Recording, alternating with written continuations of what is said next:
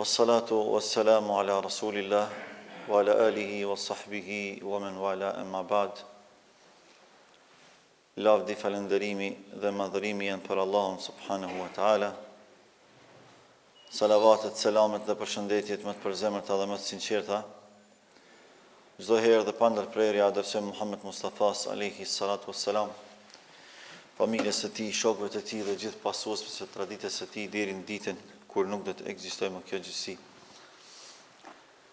Besimtarë nderuar, javën e kaluar kemi përfunduar takimin e Muhamedit sallallahu alaihi wasallam në lartësitë më të larta qiellore me pejgamberin e fundit që është takuar, që ishte Ibrahimi alayhis salam. Dhe siç e dini, në fillim të kësaj pjese të rëndësishme të jetëshkrimit të Muhammed Mustafas sallallahu alaihi wasallam, cilën e kemi trajtuar për disa javë me radhë, kemi treguar se ajo ka ndodhur me fuqinë e Allahut, para së gjithash, pastaj me urtësinë e tij. Pra si një lloj para përgatitje për atë që do t'i ndodhë në të ardhmen e afërt Muhammed Mustafa sallallahu alaihi wasallam, si një lloj paralajmërimi për të dhe përkrahje maksimale nga ana Allahut për më të dashurin e tij dhe vullin e pejgamberisë. Pasi që është takuar me Ibrahimin alayhis salam në qiellin e 7, me njerë pas ti, vetë pejgamberi Allahut tregon e thot atëherë u ngritëm, pra me Gjibrilin alayhis salam, deri tek Sidratul Muntaha. Sidratul Muntahaja, sipas dietarëve kur komentohet, ndonë se është diskutuar shumë për këtë çështje, është pika kufitare më e larta në qiell, ku mund me frekuentu krijesat e Allahut dhe dituria e tyne. Pra, është kufini ku mund me pas qasje dikush për krijesave të Allahut, qiellore, diskutohet, por tashmë edhe ardha e Muhammed Mustafas sallallahu alaihi wasallam është ajo që e ka bë atë përjashtimin si shej vlere, dashurie dhe privilegji nga ana e Allahut për të, për Muhammed Mustafa sallallahu alaihi wasallam.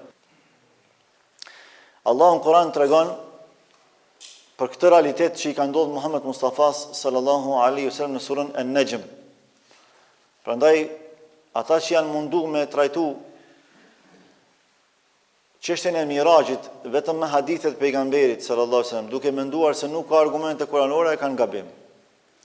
Sepse na kemi treguar në fillim të kësaj serie se për Isran Allahu flet në surën Al-Isra, edhe e kemi trajtu gjëre gjatë ajetin Subhanalladhi asra bi 'abdihi laylan min al-masjidil haram ila al-masjidil aqsa, se si Allahu e ka bart robën e tij, pra Muhammed Mustafa sallallahu alaihi wasallam, nga Mesjidul Harami, nga Çabja në Mesjidul Aqsa në Palestinë. Ndërkaq për Mirajin, pra për udhëtimin qiellor nga toka në qiell, flet në surën An-Najm, ku thot Allahu subhanahu wa taala wa laqad ra'ahu nazlatan ukhra. Vërtet ai e ka pa atë, Gjibrilin alayhis salam, edhe një herë tjetër. Në fakt, Muhamedi sallallahu alaihi wasallam është takuar me Gjibrilin alayhis salam shumë herë, për shkak se ai ka zbrit shpalljen. Por vetëm 2 herë është takuar me të në formën e tij fluorore, formën e tij origjinale. Ndërkaq, në hera tjera e ka takuar i personifikuar në pamjen e një sahabiu, që ka qenë sahabiu më i bukur për gjithë sahabëve, e që quhet Dihyatul Kalbi. Sahabiu i nderuar Dihyatul Kalbi ka qenë sahabiu më i bukur prej shokëve të pejgamberit Zotit, dhe sa herë Gjibril alayhis salam, përposhtë këto 2 raste kur i është paraqitur në formën e tij fluorore, i ka ardhur për cilë shpallën e Allahut, i ka ardhur në formën e Dihyatul Kalbit, që ti sahabiu i nderuar. Për shkak bukurisë së tij dhe normalisht melekut të Allahut, këtë rast Gjibrilit, krye melekut të Allahut, i takon me marr formën edhe pamjen e njeriu më të bukur, e krijesës më të bukur, përpas Muhammed Mustafa, kuptohet sepse ai ka qenë më i bukur i dunjas, në mënyrë që ati mja përcjell fjalën më të bukur, fjalën e Allahut subhanahu wa taala. E Allahu po tregon, po thotë wa laqad ra'ahu nazlatan ukhra. Muhamedi sallallahu alaihi wasallam e ka pa atë Gjibrilin alayhis salam edhe një herë tjetër. Pra herën e parë kur e ka pa në fillim të shpalljes, kur i ka ardhur në fillim të shpalljes. Edhe këtu ka diskutim të dietarët, është fjala kur ja ka sjell 5 ajetet e para të Ikrës, ajo pamja e parë fluorore që e ka pa, që e ka shtrënguar kështu me radhë, apo është ajo e dyta kur i ka ardhur në horizontin e qiellit pasi që e ka marrë shpallën e parë, ka dalë pastaj, edhe një ditë prej ditësh, kur e ka ngrit kokën, e ka dëgjuar një zë, kur e ka ngrit kokën në qiell e ka pa Xhibril alayhis salam mbi duke qëndruar mes qiellit dhe tokës.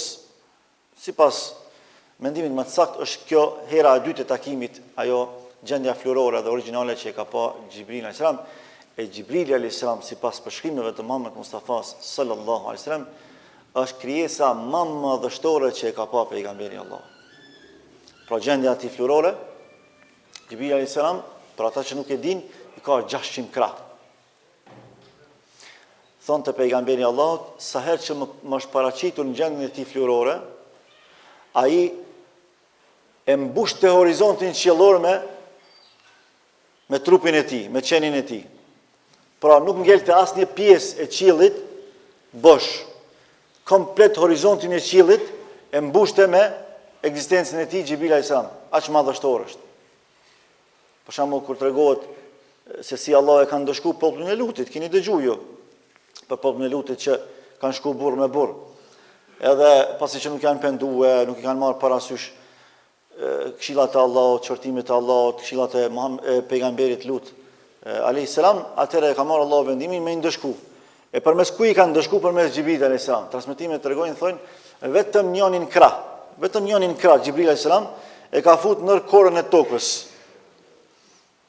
Edhe e ka ngrit përpjet edhe i ka plas të poshtë. Fejalna aliyaha safilaha. Allah tregon Kur'an se si e ka ndëshku popullin e Lutit, thotë, fejalna aliyaha safilaha. Kemi bën që e larta atyre mu bë e poshta atyre, pa i ka rrotullu Xhibril alayhis salam derisa i ka plas për toke. Gjatë kësaj periudhe të përplasjes për toke, thot edhe melekët e Allahut në qiell i kanë ndëgju ulurimat e qenve e të kafshëve tjera për i trishtimi që i kanë përjatu kur i kanë ndëshku Luti alayhis salam. Pra ka që i fuqishëm është Xhibril alayhis salam. Inde Sidratil Muntaha, ku e ka pa? Thot në Sidratul Muntaha, pranë Sidratul Muntaha. Indeha Jannatul Ma'wa, pranë se cilës është Janneti el Ma'wa, Janneti i strehimit.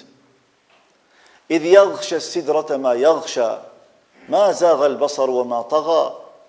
E ajo që e mbuloi e që ishte shumë e bukur, thot pejgamberi Allahut, drita që e kam pa unë te Sidratul Muntaha dhe bukuria që e kam pa ajo është e papërshkrueshme, nuk kam pa kurrë në jetën time. Pra kur e ka pa që pemën e Sidratul Muntahas, që është kufini qiellor, thot nuk kam pa në jetën time dhe s'ka mundësi më përshkruaj kjo.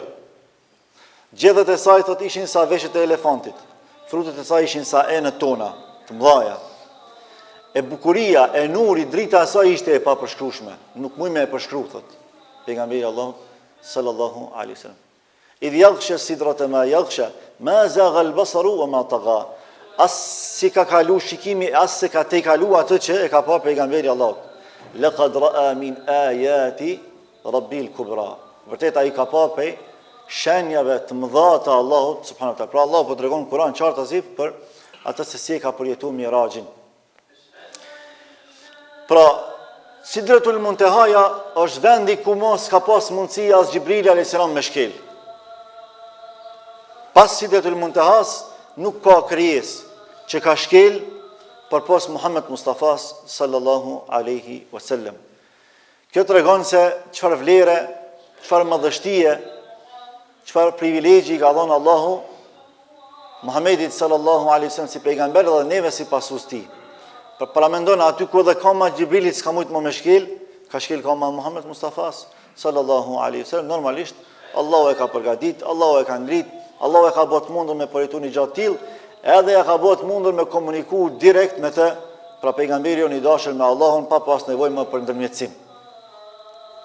Ju e dini mirë që Kelimullah është Musa alayhis salam. Musa alayhis salam është për pejgamberëve më të dashur të Allahut dhe më të sprovuar. Shumë ka hek me popullin Beni Israil. Edhe Allahu e ka thujt Kelimullah, ai që ka komunikuar direkt me Allahun subhanahu wa taala. Ibrahim alayhis salam është Khalilullah, miku i veçantë i Allahut. Për këtë pejgamberve e ka specifikuar miqësinë me Ibrahimin alayhis salam, Allahu i madhërisëm. A nuk do duhet pejgamberi Allahut me dallu edhe prej Musës edhe prej Ibrahimit? Prandaj na nuk gjejmë transmetime që është quajt pejgamberi i Allahut, pra Muhamedi sallallahu alaihi wasallam Kelimullah, për as Khalilullah, këto dy epitete që ja ka dhënë Musës edhe Ibrahimit. Ndërka që pejgamberi i Allahut është vula e pejgamberisë, a nuk duhet ky me qenë më i ngritur se sa ata? Padyshim se po. Prandaj Allahu i Madhërisëm ja ka mundsuar Muhammed Mustafa sallallahu alaihi wasallam afërsinë dhe miqësinë që s'ia ka mundsuar as Ibrahimit alayhis salam, edhe mundësinë e të folit mënyrë direkte që s'ia ka mundsuar as Musës alayhis salam. Pse? Këta të dy i ka privilegjuar në dynja. Pra në ambiente toksore. Ka folë me Musën, mirë po prej tokës, në mënyrë direkte. Është miqësuar me Ibrahimin, mirë po prej tokës, në mënyrë direkte. E me Muhammedin sallallahu alaihi wasallam ka folë edhe është miqësuar me të në horizontet më të lartë të qiellit. Kjo është specifika e Muhammed Mustafa sallallahu alaihi wasallam, e cila e nënkupton edhe të qenit Kelimullah, pra që ka folë me Allahun direkt, edhe Khalilullah që është miqësuar me Allahun në mënyrë direkte. Pastaj në këtë ngjarje është bërë diskutim mes sahabëve, a e ka pa Allahun Muhamedi sallallahu alaihi wasallam apo nuk e ka pa Allahun. Normalisht këto diskutime kanë rrjedhur për dy sahabëve shumë të ditur, prej Aishës radhiyallahu anha, e cila kategorikisht ka thonë që nuk e ka pa Allahun Muhamedi sallallahu alaihi wasallam, edhe i ka përmend disa ajete se ka thonë Allahu e ka pa mundsu me e pa na sa jemi në dynja. Është e pamundur.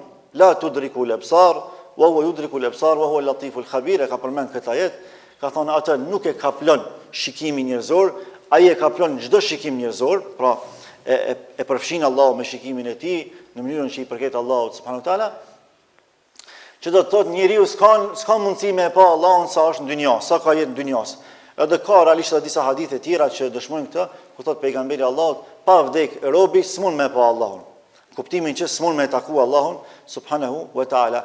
Po Abdullah ibn Mesudi thotë e ka pa Allahun në mënyrën që i përket Muhamedit sallallahu alaihi wasallam. Sido që tjetë, ky diskutim është për diskutimeve të pakta aka ideologjike mesin e sahabëve, dhe edhe ata që thonë e ka pa, edhe ata që thonë se ka pa, pra mbështetjen e argumentet e tyre, nuk është gjuna, absolutisht nuk është gjuna që mund diskutu kjo temë, prandaj edhe kanë diskutuar sahabët mes vete, edhe nuk është gabim cili do që ta ketë mendimin e caktuar derisa i përmbahet argumenteve që ai ka bindje se është e vërteta me të cilët dëshmohet për të. Me rëndësi është që këto që u thanë deri tani dhe ajo që ka ndodhur pastaj përtej Sidratul Muntahas tregojnë për vlerën e Muhamedit sallallahu alaihi wasallam si pejgamber, vlerën tonë si pasues të tij, edhe për atë se si Allahu e ka veçuar edhe atë edhe neve me një vlerë që është më e mira, më e bukura, më madhështoria, që është namazi, për cilin inshallah do të flasim javën e ardhshme se si Allahu ja ka bë pra obligim namazin në ambientet, në horizontet më të larta qiellore, që tregon për vlerën e këtij ibadeti madhështor. Qulu qawli hadha wastaghfirullaha li wa lakum wa lisairil muslimina min kulli dhanbin fastaghfiruhu innahu huwal ghafurur rahim. Walhamdulillahi rabbil alamin. Allahu shpërblet.